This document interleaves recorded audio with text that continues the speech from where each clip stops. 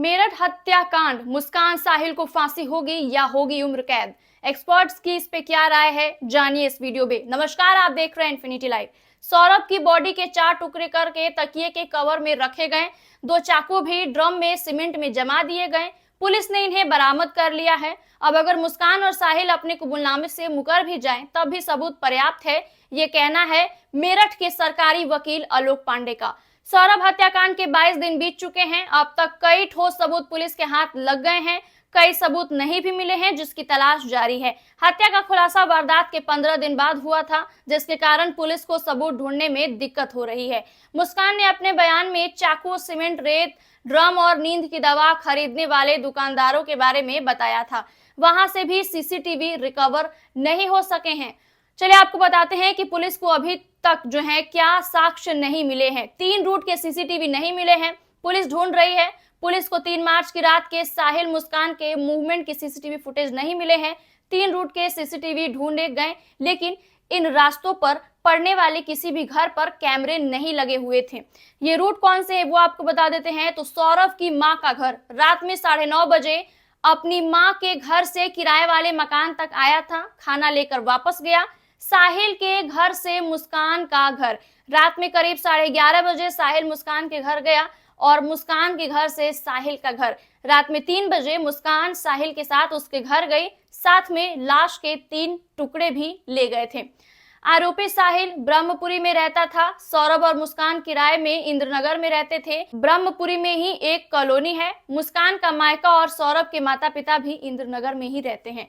4 मार्च और 18 मार्च को मुस्कान के मूवमेंट के डिजिटल साक्ष्य नहीं मिले। मुस्कान ने बाजार में खरीदारी भी की थी। 4 मार्च की सुबह 9 बजे मुस्कान साहिल शारदा नगर और घंटाघर बाजार गए थे। यहाँ ड्राइव में सिर्फ 10 दिन तक के ही वीडियो स्टोर थे, इसलिए वीडियोस नहीं मिल सके। कविता के घर का रूट की अगर हम बात करें तो 18 मार्च को मुस्कान अपनी मां कविता के घर आई थी। इस रूट पर सीसीटीवी नहीं है।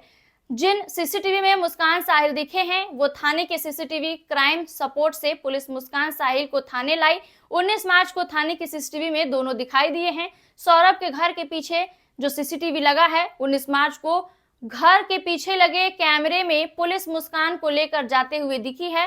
अब चलिए उन सबूतों के बारे में बात कर लेते हैं जो साहिल और मुस्कान को सजा तक पहुंचाएंगे। पुलिस ने दुकानदार, ड्राइवर के बयान लिए। दवा बेचने वाले केमिस्ट 1 मार्च को मुस्कान डॉक्टर अरविंद का पर्चा लेकर खैरनगर के उषा मेडिकल स्टोर पहुंची थी। दुकानदार अमित से जो है वो मिडाजोलम खरीदी थी।